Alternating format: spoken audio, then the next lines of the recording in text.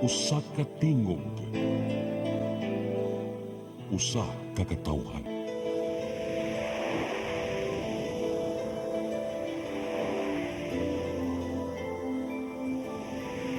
Cebu Catholic Television Network.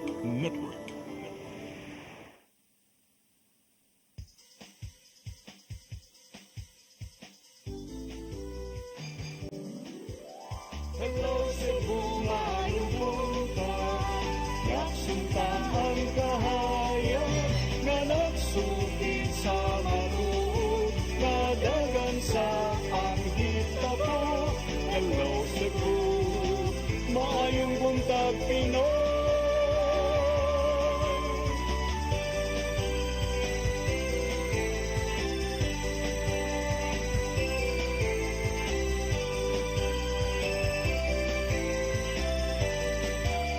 Ang katutulungan sa mga katawhan. Hello, Cebu. Hello, Cebu. Maayong buntag, Pinoy. Maayong buntag, Pinoy. Maayong buntag, Pinoy. Hello Cebu, maayong buntag Pinoy, adlaw karon nga Miyerkules, Nobyembre 6, tuig 2024. Sangan sa atong regular host Malu Inocando Tabar, ako si Crystal Joy Felerca. Samas na andan live gihapunta sa Cine Cebu Channel Cable 47, Cable Channel 47 ingon man sa among Facebook ug YouTube pages. Ako si Attorney John Destacamento. Og atong sugdan ang atong tulumanon sa pagsuta sa atong weather update karong adlaw gikan sa Pag-asa Visayas, pinaagi ni Janina Marte. Good morning, ma'am.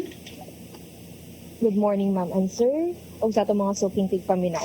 Mga itong latest update dahil sa kahintang sa itong panahon karong adlaw. As of 4 a.m. today, ang atong gi-monitor na si Typhoon Marse kay naana sa kilayong 345 kilometers east of the Cagayan. Na akini kiguston sa hangin na moabot 140 kilometers per hour doon sa sentro o nga ni paghuro sa hangin nga moabot og 107 per hour. Kini gapadayon amihanang kasadpan sa gikusgon na 15 kilometers per hour.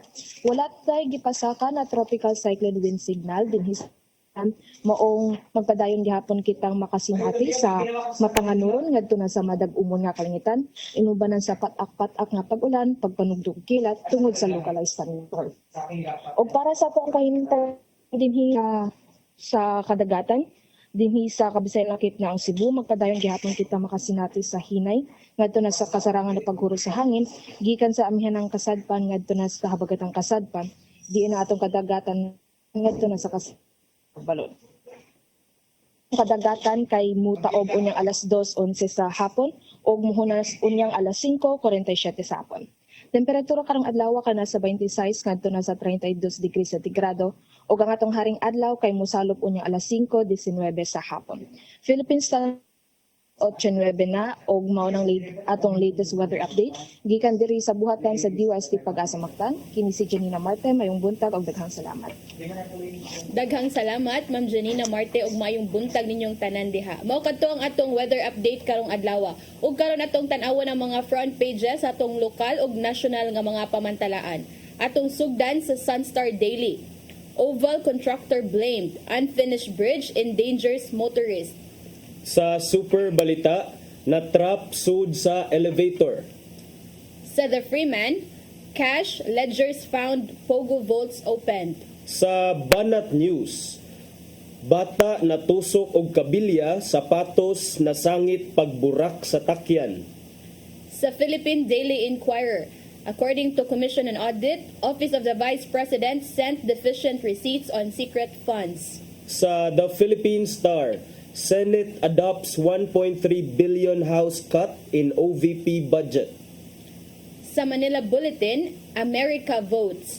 Og sa Tempo, PAOK spokesperson fired.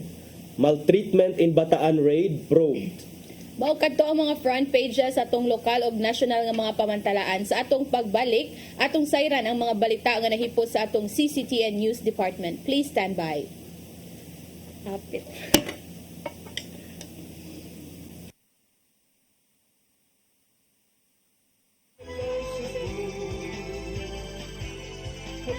Cebu, maayong buntag Pinoy. Maayong buntag Pinoy. Maayong buntag Pinoy. Discover the beauty of the Philippines.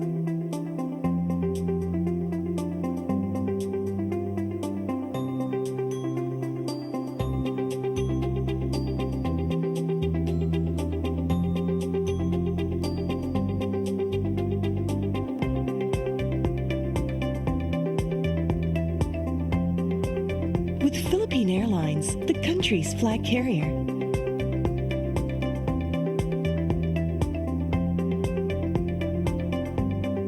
The airline that lets you feel the warmth of the nation.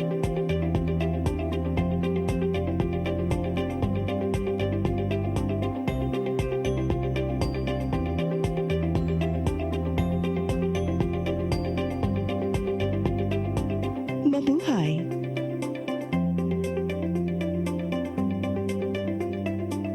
Your path to a new start. Nutrition, Exercise and elimination. water, Sunlight. temperance, Air. rest and recreation. And most of all, Trust in God. Learn from our doctors. Be blessed by the testimonies of our overcomers. Ang inyong programa, Alang sa may sakit, walay sakit, ug dili ganahan magkasakit. Ozone Med Wellness Clinic New Start. Napapanood every Saturday 8 to 9 a.m. Og ang replay airing matag Miyerkules 1:00 hangtod 2:00 sa hapon. Dinhi lang sa CCTN Channel 47. New Start, Ozone Med Health and Wellness Talk.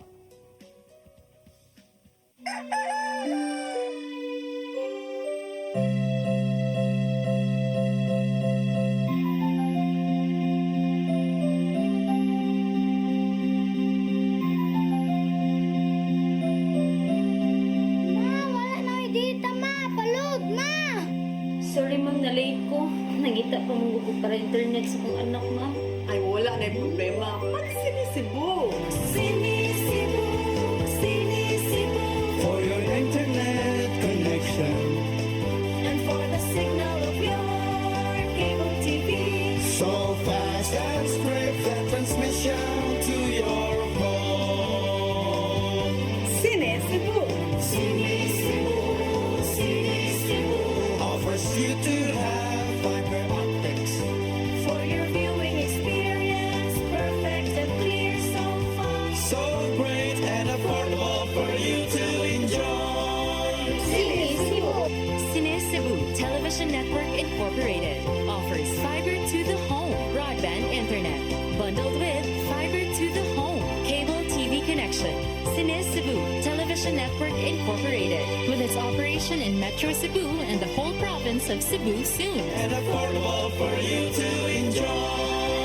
Sinisibu!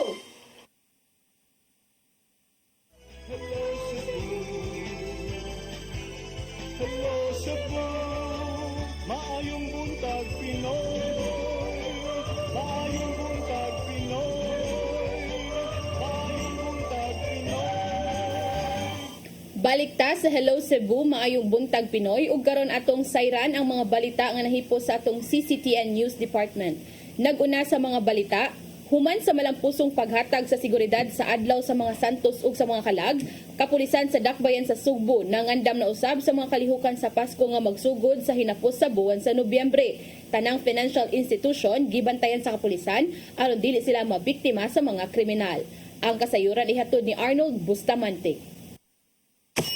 Human nga nagmalampuso ng kapulisan sa paghatag sa seguridad atol sa pag-obserbar sa adlaw sa mga santos ug kalag ngadtong Nobyembre 1 ug 2 nangandam na usab sila sa dagong kalihukan sa Pasko. Mato ni Police Lieutenant Colonel Maria Teresa Makatangay, Deputy City Director for Operations sa Cebu State Police Office, nga sa hinapos sa buwan sa Nobyembre magsugod na ang mga programa sa Dakbayan sa Sugbo alang sa kalihukan sa Pasko. Subay nini nangandam na usab ang kapulisan sa Dakbayan ug doon na sila mga programa nga nakahanay alang sa pagpakatab sila mga personnel sa mga lugar nga doon mga kalihukan. Dili sila makumpiyan sa tungod kay ang syudad sa Sugbo mo'y suluyanan sa mga lokal ug langyaw nga mga bisita.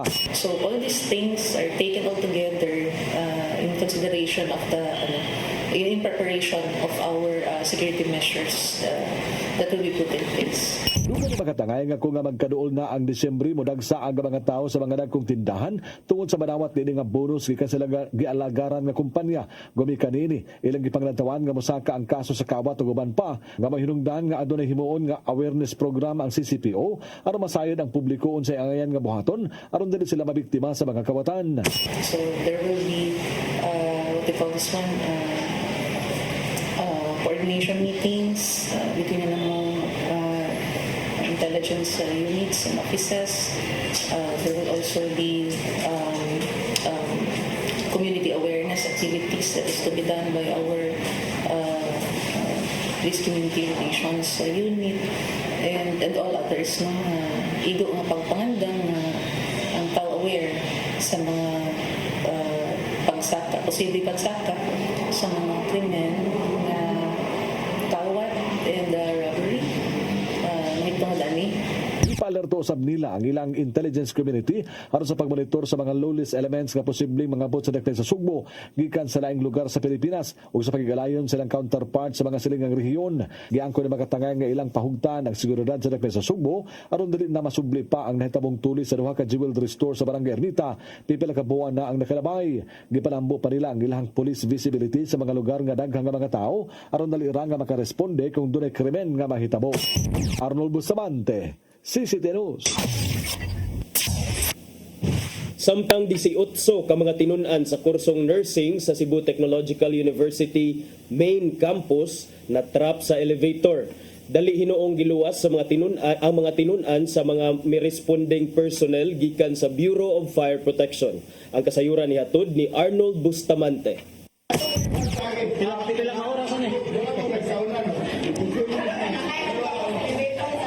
Manampuson nga naluwas sa mga rescue team sa Bureau of Fire Protection ang 18 ka mga tinunan sa Cebu Technological University sa kursong nursing human matrap sa sulod sa elevator sa Science and Technology Building alas 7:30 sa gabi sa CTU main campus sa Dalan MG Cuenco, corner Arpalma Street, Barangay Tinago sa Sugbo.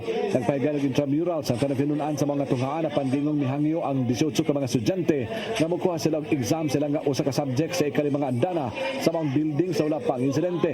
Apan silang pagkanaog sa ground floor ni sakay silang tanan sa elevator nga doon na lang untay napulo ka mga tao nga capacity nga mahinungdan nga nagmalfunction ang elevator ug niinanay kining naog sa first floor bisan unsaon nila og abli dili gyud nila mahimo tungod kay napaong na ang kuryente sa sulod. Dali sila nga nagpatabang sa engineering and maintenance team sa tunghaan ug ila kining gisuwayan sa pag-abli gamit ang ilang emergency key apan wala gyud kini maabli. Dinhi na mi responde ang mga sakop sa Bureau of Fire Protection sa pagpangulo ni SFO1 na Jeric Alburo nga may nagsilbing ground commander ug gimanduan ang ilang emergency medical services nga mangitag mga gamit alang sa pag-abli sa pultahan sa elevator. Human masayod nga doon 18 ka mga tao ang natanggong sa sulod na balaka ang BFP nga kung malangay sila sa pag-abli taas ang posibilidad nga masuffocate kini.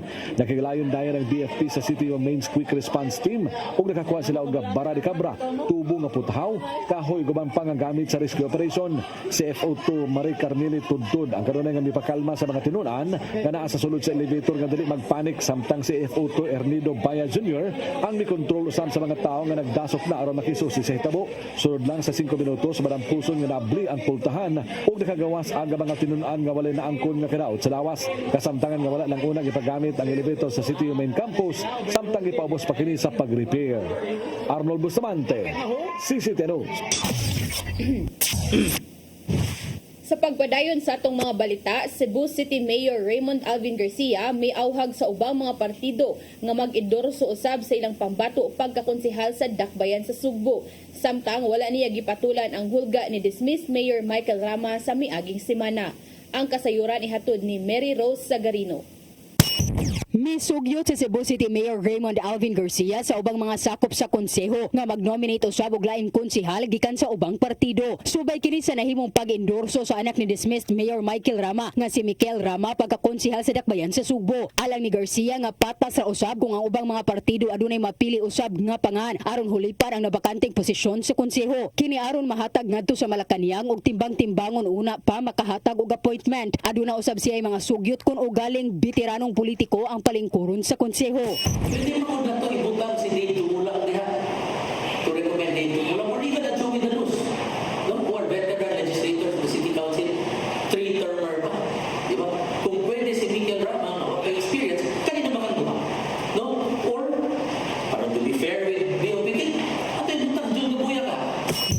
ang usa ka posisyon sa City Council. Human gitangtang sa ombudsman si dismissed Mayor Rama tungod sa grave misconduct ug nepotism. Wala gipatulan ni Garcia ang pamahayag ni Rama sa milabay nga semana nga siya usa ka mananapaw. Suma pa sa kasamtangang mayor nga gipaagi lang kini og respeto ngadto sa kaniadtong lider sa dakbayan. Abli ra hinuon siya kun ugaling tinud-o ni Rama ang hulga nga mopasa ka og patong-patong nga kaso. Because I follow the law and I am now the sitting incumbent mayor of the city of Cebu. They will have to follow the law to question the ombudsman's order or they question the ALG and my ascension as the mayor of the city of Cebu. Mary Rose Sagarino, CCTN News. Sa laing balita, mga botante sa Central Visayas miburot na sa 4.7 milyones kabuo. Samtang hugot ng gibantayan sa Commission on Election 7 ang pagpahimulo sa social media o artificial intelligence sa kampanya sa mga kandidato. Ang kasayuran ni hatod ni Gian Navarro.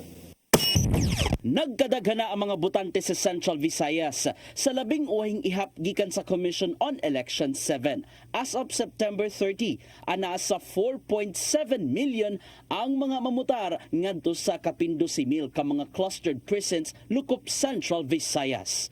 Kapin 1 million na ang mga botante gikan sa lalawigan sa Bohol. Samtang 3.7 million usab ang mga mubutar gikan sa Sugbo, isip most vote-rich province lukop nasod. Gitataw ni Assistant Regional Director Attorney Veronico Petalcurin nga hashasan pa kini sa Electoral Board aron masuta kung mahimo na bagid silang rehistradong botante. Pagka nga sa bisag pa pagsipak sa Negros Oriental o Siquijor, nagpadayon gapon ang Cebu nga ang pilayang botante nga dako kawan masipak ang Cebu. Usa sa mga hagit kag giatubang sa COMELEC mao ang paggamit sa social media o artificial intelligence sa kampanya. Sa ilang resolusyon, kinanang marehistro ang social media platform sa mga kandidato sa COMELEC hangtod Disyembre. Kinahanglan usab nga pahimangnuan sa matag kampo ang followers kung nigamit ba sila og AI silang political materials. Samtang gikonsiderar nilang usa ka kalapasan kon election offense kung ang kandidato ni gamit og mga faking accounts pagkuyanap sa fake news, apil na ang deepfakes sa ilang agenda. Stand alone, way makasud ini nga to ang kawan. So kay stand alone man kung unsay mga binuang pananglitan sa technology through AI, dili sila ka-outro sa resulta tungod kay wala siya mali sa internet. Nagkainit nga pamulitika, awhag dipital ko rin sa mga botante nga magbantay og sutahon pag-ayo kung legit ba ang mga nakit-ang political materials online.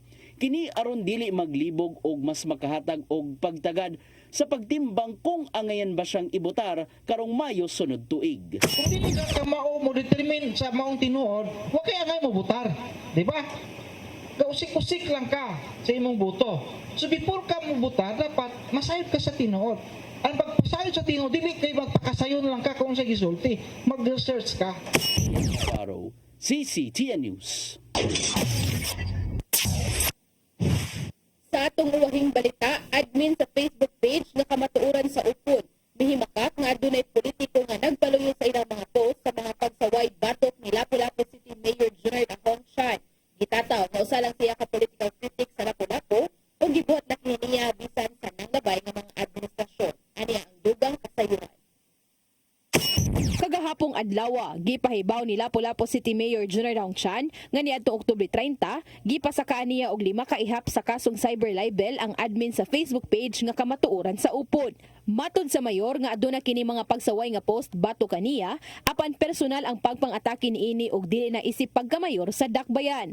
Og sigon pa niya, adunay politikong nagpaluyo sa admin nga si Humphrey Elvera. Kay politiko gyud nga nagpaluyo kay klaro man sa kaniadto pa way back in 2022 because as I said, he filed a case against me for plunder, no? And he is one part of it for as a complainant.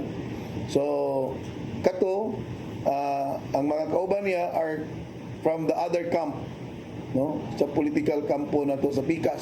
Apan gihimakak kini ni Elvira. Giangko niyang usa siya ka political critic sa Lapu-Lapu ug bisan ang kadtong nanglabay nga mga administrasyon nahimo usab siyang kritiko.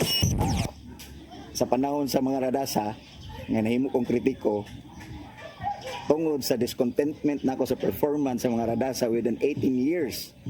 Without knowing day no, nga daghan day sila nahimo di ay walang i-publish nila sa Facebook. So nahimo kong kritiko, nahimo kong anti-radasa. Pag-abot niya, I was expecting nga siya ay makasulbad sa baha, siya ay makasulbad sa traffic. And then, nakita man yung Lapu-Lapu diri, musud mo diri grass hour, nabay kausaban, nahitabo, wala. So, wala siya. O kung siya kung gibuhat sa mga radasa before, the same thing. Saya. Gidugang paniyang sa unang tuig pa lang sa paglingkod sa mayor, nahimo na siyang kritiko ni ini human maobserbahi nga wala matarong pagdumala ang dakbayan. Apan matod niyang ang tanan niyang mga post, mga pagsaway lang kini ngadto ni Mayor Chan, isip mayor sa dakbayan sa Lapu-Lapu og wala siya mahinumdumang may mga post siyang personal nga pagpang-atake. Then I try to review all my posts ba sa Facebook. Wala man sa post nga ito nga na personal ko niya. So everything is all about his performance as a mayor diri sa atong syudad. And then ambot og unsay iyang ground, so asa ang wala pa koy copy sa akong kuan sa ilang gi-file nga kaso sa kuha. Wala ko'y nahinumduman nga na personal ko niya. Giangko niyang aduna siya gisuportahang politiko nga mo ikaatbang sa mayor sa mid-year election 2025. Apan giklaro niyang dili ang tibok slate ang iyang gisuportahan. Matod niyang gisuportahan niya ang maong politiko tungod sa tinguha ni ini apan wala siya sweldoe aron sa pagpost batok sa mayor. Si Mayor Chan ni butyag nga posibleng moabot sa 20 ka ihap sa cyber libel ang iyang ipasaka batok ni Elvira. Og sigon pa ni Elvira ang andam siyang motubag ni ini. Sukad sa iyang pagka-political critic, nakadawat na siya og death threat ni adtong tuig 2019 ug kini mo'y unang higayon nga gipasakaan siya og kasong cyber libel. Gidugang usab niya ang iyang Facebook page adunay kapin 7,000 ka mga followers ug dili siya mo'y admin sa kamatuoran sa open Facebook page nga adunay 2K followers. Crystal Joy Filerca, CCTN News. Baukad to ang mga balita nga nahipon sa atong CCTN News Department. Ninyo nakita kagahapong adlaw sa Saturday 47. Sa atong pagbalik, mag-isbot na kita ang pipila ka mga isyu nga manginabot ang lungsod ug ang nason. Please stand by. Hello Cebu, maayong buntag Pinoy. Maayong buntag Pinoy. Maayong buntag Pinoy. Discover the beauty of the Philippines.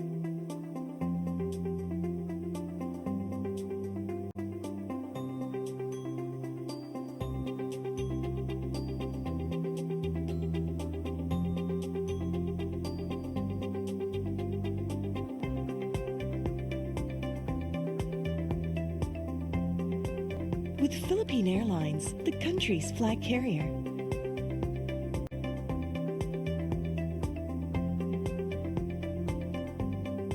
The airline that lets you feel the warmth of the nation.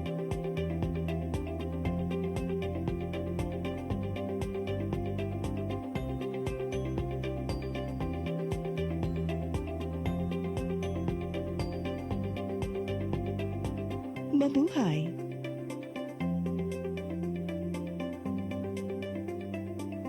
Your path to a new start. Nutrition, Exercise and elimination. water, Sunlight.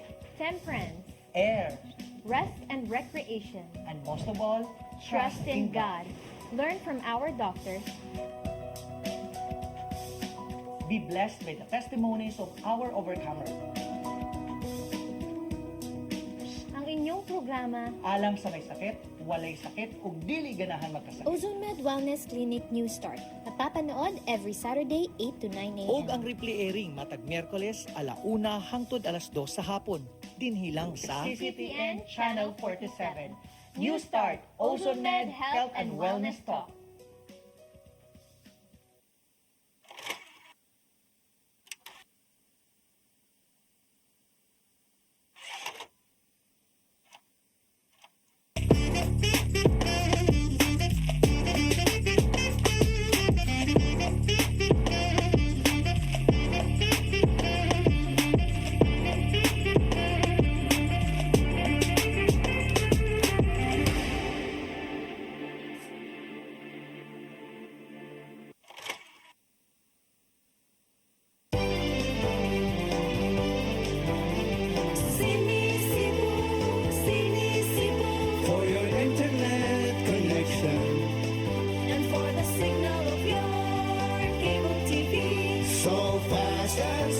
that transmission to your home. Cine Cebu offers you to have fiber optics For your viewing experience, perfect and clear so far. so great and affordable for you to enjoy. Cine Cebu Television Network Incorporated offers fiber to the home broadband internet bundled with fiber to the home cable TV connection. Cine Cebu Television Network Incorporated is now on its initial operation in Minglanilla, Cebu. Cine Cebu, Cine Cebu. For your internet connection, And for the signal of your cable TV. so fast and swift that transmission to your home. Cine Cebu offers you to have fiber optics For your viewing experience, perfect and clear so far. so great and affordable for you to enjoy.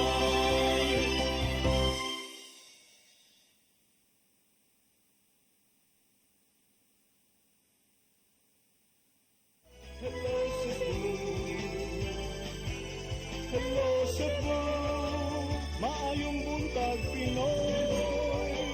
Maayong buntag Pinoy. Maayong buntag Pinoy. Balik ta sa Hello Cebu, maayong buntag Pinoy. Arita sa tong paghisgot-hisgot partner.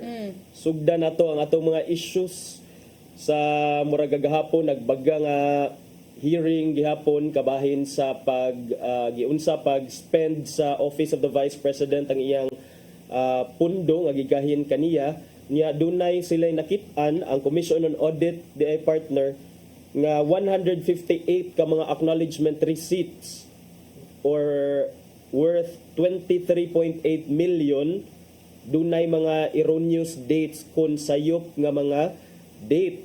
Instead kuno nga December 22 ang dapat naa sa acknowledgement receipt, December 23 ang nasuwat partner. Nga na. Ganun nasayop mo ng Anong ka-advance ba sa aning 2023? Kay 2022 man nga funds, so meaning at most no nga year na gasto, na gamit.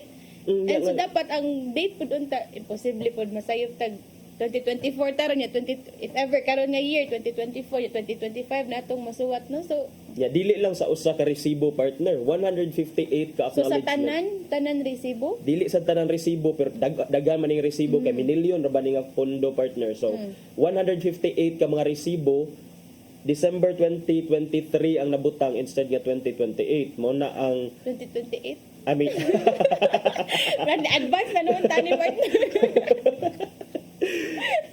December 2023 ang nabutang instead nga 2022. Okay? And so aside po na partner sa kanang naikuan sa mga dates, na po daw mga unreadable names sa mga di daw mabasa o kinsa ni mga nipirma aning mga resibuha. doon ay mga unreadable names nga 302 ka mga resibo na ay mga pangan nga unreadable names ya. 787 ka mga acknowledgement receipts walay pangan, puro ra signature. Suda na no. Grabe ani partner, daghan kaayo 787, 302 o 158. More than 1,000 ka receipts ang matud pa sa kuwa mga questionable nga receipt sa pag itemize or pag-account sa confidential funds nga gihatag ngadto sa Office of the Vice President ni adtong 2022. Kini ang mitumaw sa hearing kagahapon sa sa Committee on Good Government sa sa House of Representatives diha sa Good Government and Accountability Committee nga maoy nagpasiugda sa hearing niadtong Tuesday partner or kagahapon. So ang kaning 158 partner mao ba ni ang mga resibo para sa pagpamatuod sa katong 73 million katong nga disallowance ba sa 125 million nga confidential funds nya naman toy merg nakuwang asa daw gipangita man to ang 73 million. So mao ni nga mga resibo ang ilang gipakita sa OVP para magpamatuod nga mo nilang mga gipanggastuhan. Yes, mao ni ang katong part sa 73 million nga gi-question sa COA or gi-disallow sa COA, gi-issuehan og notice of disallowance sa Commission on Audit because first, it was only spent in 11 years ko, no? Days. 11 days, sorry. Due to the discrepancies in the acknowledgement receipts. And mao to ang mga discrepancy nga ilang nakita nga first, December, wrong ang dates. Ikaduha, unreadable names, nay pangan pero dili mabasa. Ikatulo, wala joy pangan, puro ra signature. When in fact ang gi-require is dapat klaro ang pangan o klaro ang sadang signature kay kung signature ra dita makahibaw kung kinsa tong Kinsa signature, nagpirma. kinsa gyud to exactly nga signature partner. Ang na-observe sa COA partner sa 787 ka acknowledgement receipts, wala daw to yung mga names o mga signatures lang. Sunod niya ang kanang while the names in 302 receipts were unreadable. So kana lisod kay ngano. Yes partner, mana lisod-lisod jud niya. Matod ni Attorney Gloria Camora partner gikan sa Intelligence and Confidential Funds Audit Office sa Commission on Audit nga niadto sad sa hearing, present sa hearing, matod niya nga ang katukon ng mga acknowledgement receipts were for the payment of rewards, ambot unsa ning rewards, including medicine as well as the purchase of information supply, equipment and food aid. Matod ni Camora partner nga ang mga payments kun pagbayad or disbursement included atong giingon ganina nga 73 million of the 125 million in confidential funds spent by the Office of the Vice President in 11 days due to the discrepancies in the acknowledgement receipts. Nya mo to partner nga ubay-ubay yun ang mga na-note nga mga questionable nga mga resibo sa COA. And kato sa gingon pa yung partner no last Tuesday ni nga kanang hearing wala man day ni tambong si Vice President Duterte ug ang katong mga 6 officials nga gikan sa iyang office. So wala ni sila ni tambong and sa giingon pa diri no ang Chief of Staff ni Duterte nga si Zuliuca Lopez kay ni leave daw sa country pa ingon sa Los Angeles ni adtong Lunes sa gabi. So niadto na okay murag ang nahisgutan man to namo ni partner Malu recently partner nga dunay lookout bulletin against the some officials of the Office of the Vice President.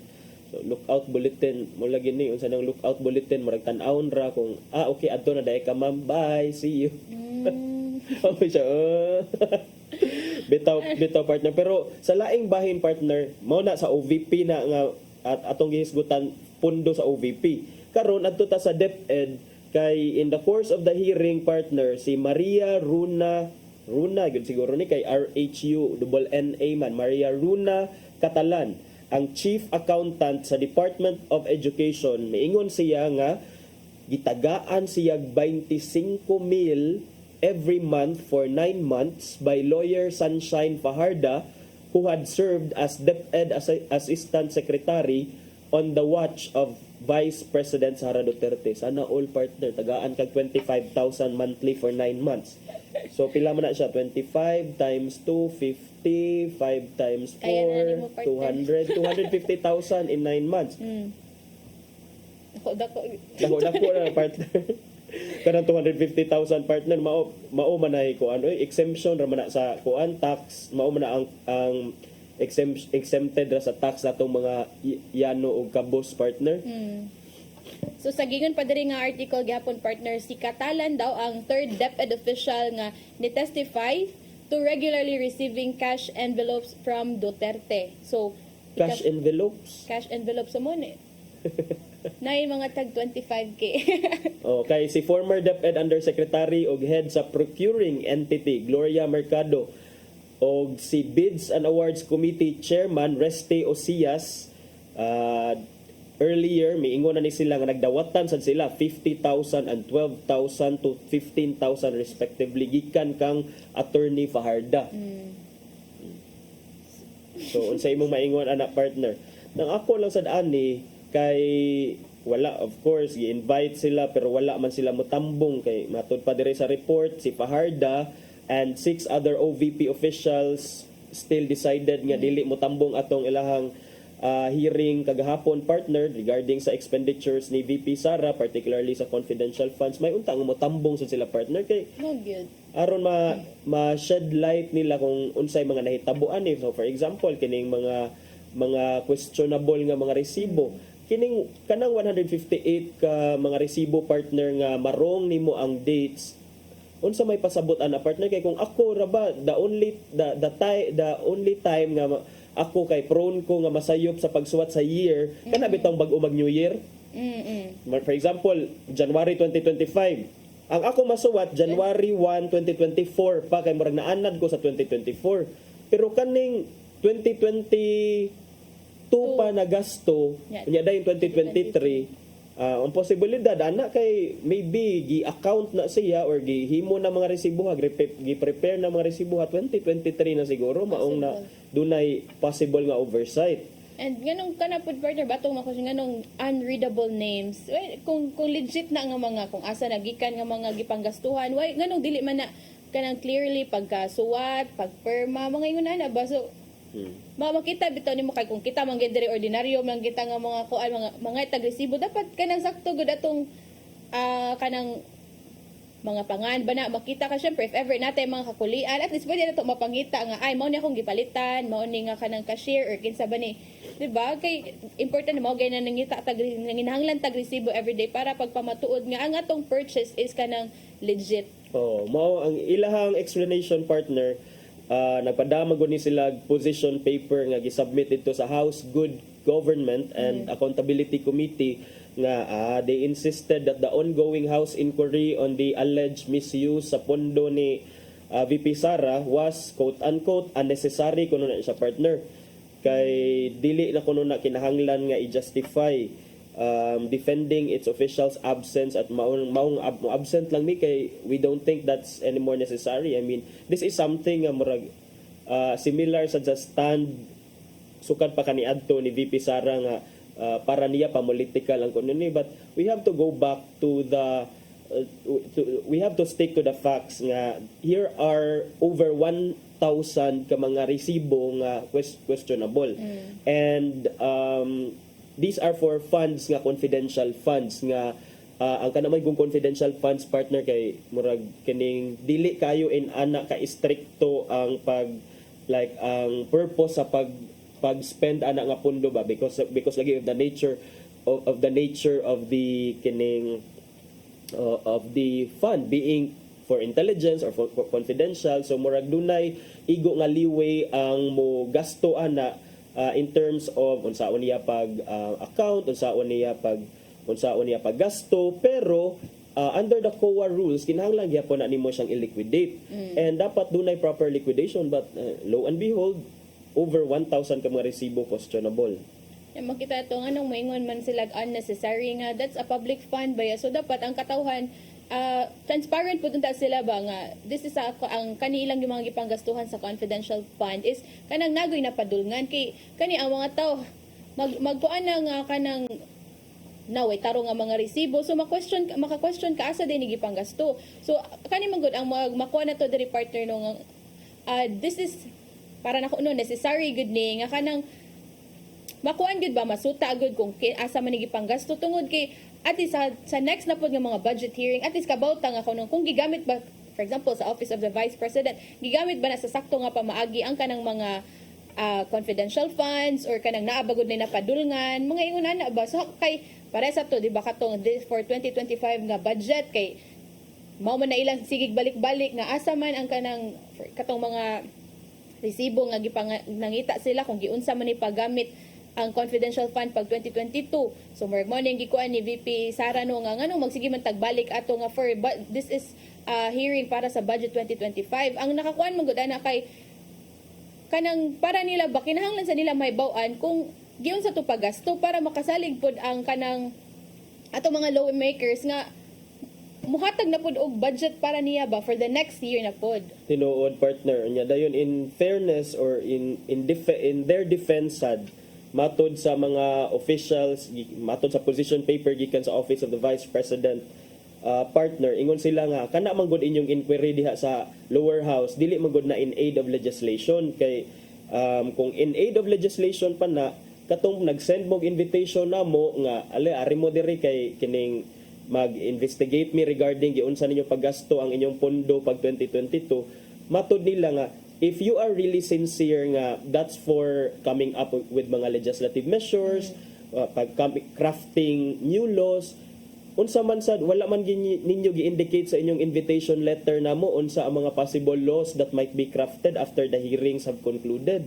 So para namo dili gyud na siya in aid of legislation, in aid of political persecution, maybe something like that as others are saying nya. Another sad nga point nga gi-raise nila partner, matud nila nga ang good government panel diha sa House of Representatives wala kunoy jurisdiction over the budget utilization sa OVP because according to them it should be discussed in the Committee on Appropriation, dili sa Committee on Good Government and Accountability.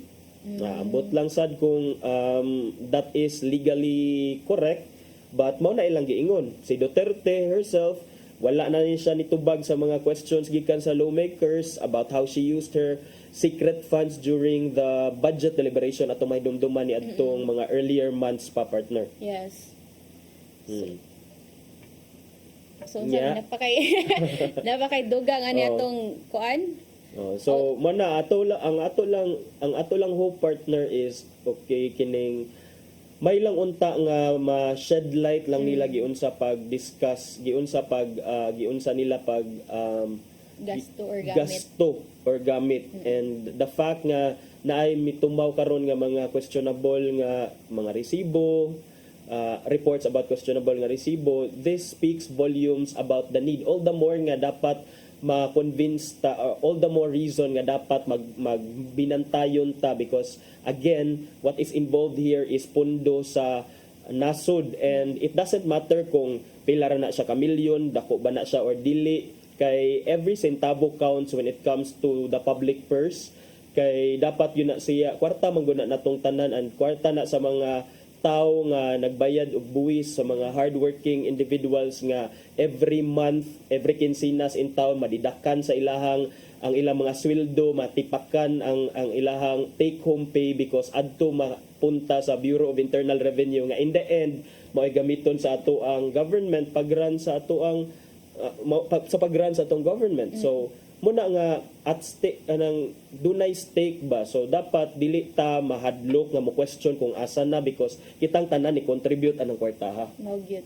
Sa ato man lang yung parents partner sa una pangitaan mo gitag resibo bisag 100 pesos nagipadaw asa man resibo dapat kompleto di ba nga sa kana nga ko alam in simpler things ba nga sa bisag sa atong mama nga kwarta magpangitaan man kita so kita pud unta nga kanang kita mga taxpayers kay makita na to bang ang atong gi-contribute nga mga taxes kay kanang gigamit sa pagpalambo sa atong nasud.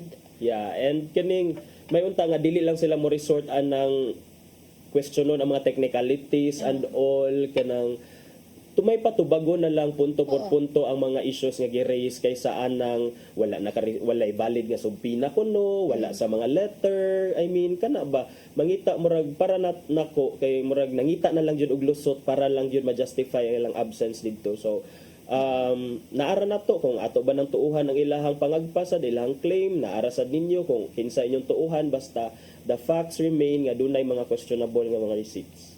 Okay, so arita na patay igong oras mga 5 minutes.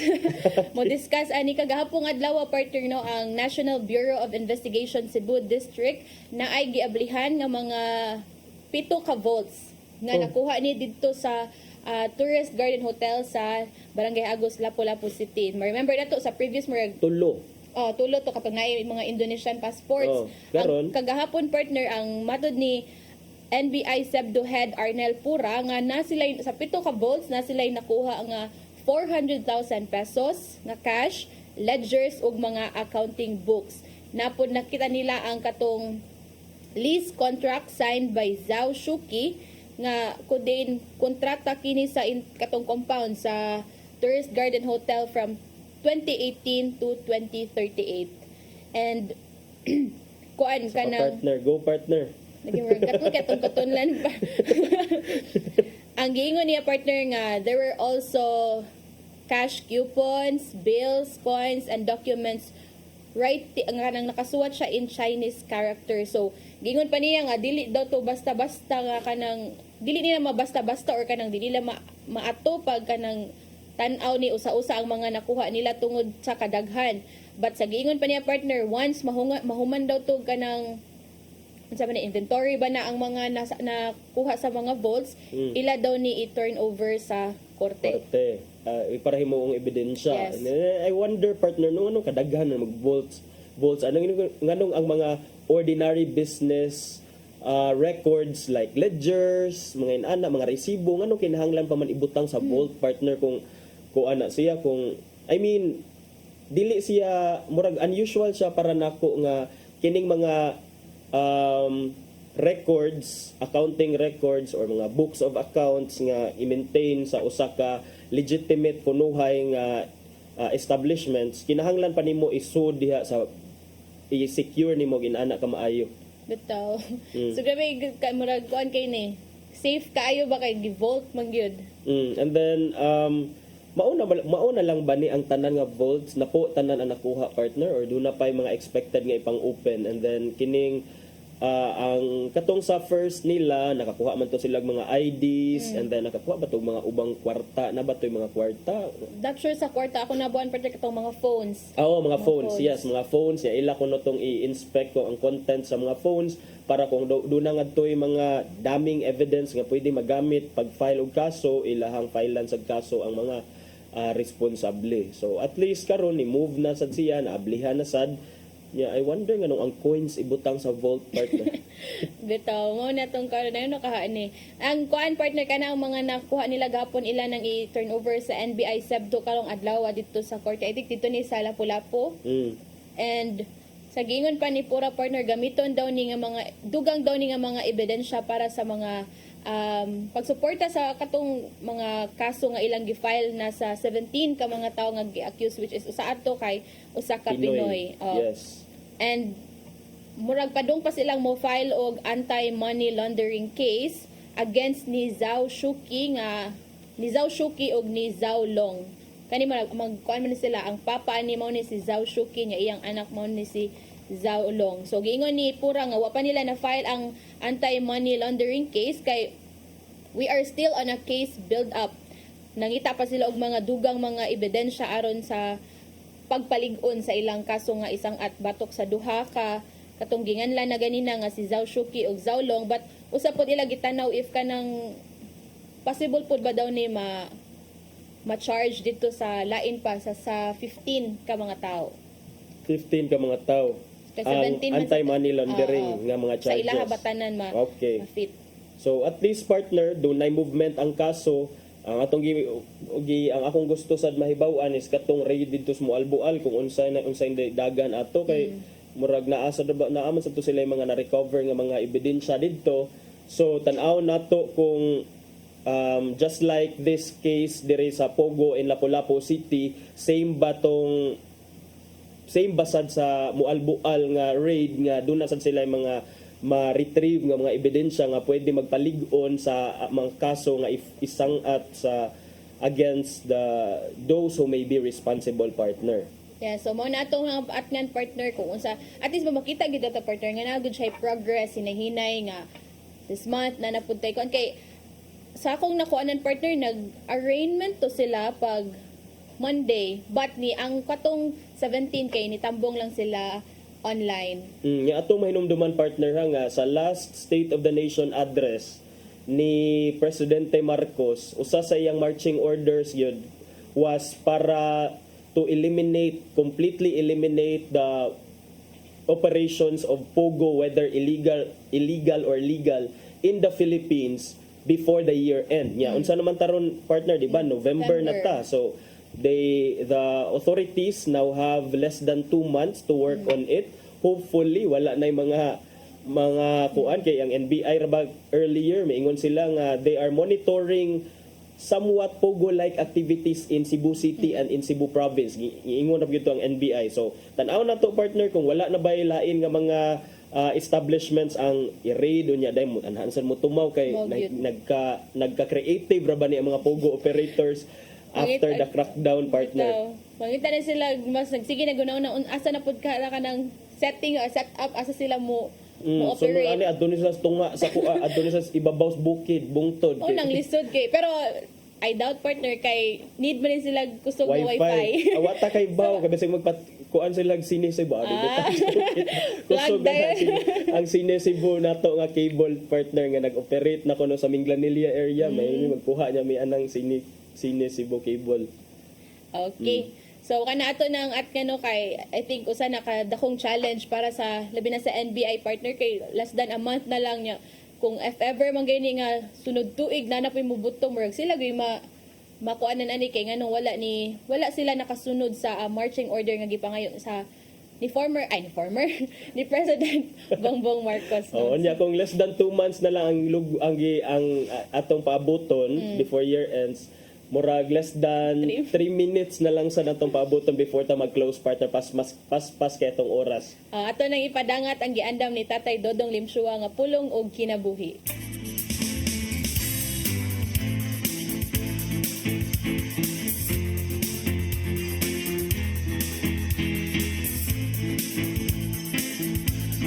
Ang pulong mo, ang diwag sa dalan ko. Usahay amon sa mayo alam kanato, dili mo ang atong giampo. Sayo ang atong gipangayo sa Ginoo. Kuningon nini ang sitwasyon, dayag na lang nga dili gyud ihatag sa Ginoo ang butang nga makadawat kanato. Sa Santiago 4:3 ngadto sa 4 na gihon. O sa dihang nangayo kamo, wala kamo hatagi kay dawtan man ang inyong tuyo. Nangayo kamo aron lamang sa pagtagbaw sa inyong mga lawas ng kaibog, mga maloybog. Wala ba kamo masayod nga ang pagpakihigala sa kalibutan mo ang pagkig-away sa Diyos? Kay katong magkihigala sa kalibutan, nakig-away sa Diyos. Kung dili ko kita butahan sa hingpit sa kabubuton sa Ginoo, mangayo kita sa butang bisan makadawat kanato. O usahay ihatag kini sa Ginoo aron pagtudlo kanato og leksyon. Kay sigon lamang nini nga paagi nga kita makaon. Maigsoon mo kini ang pulong maghatag iya kanato sa atong kinabuhi. Gambok kita. Nang ito naman, may mga higayon nga dili na mo madawat ang tubag sa mong mga pag-ampo. Sa mga ingon nining sitwasyon, tuduy kami nga mutahan sa mong kaugalingon diha kanimo. Kay dili bang gyud nimo itugo nga may dawtang mitabo kanamo. Amen. Sa samahan sa anak sa Espiritu Santo. Ang pulong mo, ang diwag sa dalan ko. Pulong og kinabuhi ni Tatay Dodong Limshua mo'y nagtapos sa atong tulumanon. Daghang salamat, Philippine Airlines. Thank you sab kang Archbishop Jose Palma, Nanay Diana Lim Chua ug Tatay Dodong Lim Chua. Daghang salamat usab sa among news manager, Sir Dennis Tabar, sa TOC, Sir Robert, Ma'am Inday, Sir Matmat, Miss Mabel ug Ma'am Joanne. Sir Michael, Sir Rodel, Sir Raymond, Sir Bruce ug Sir Ferdy, thank you ninyong tanan, sir. And partner, ito makita sa screen, 49 days na lang before Christmas. Sana naman, baka naman, partner. Salamat sa inyong pagpakig-uban namo karong adlaw. Sa nga ni Malu Inocando Tabar, ako si Crystal Joy Filerca. Ug ako si Attorney John Destacamento. Hangtod ugmang adlaw sa programang Hello Cebu, Mayong Buntag, Pinoy.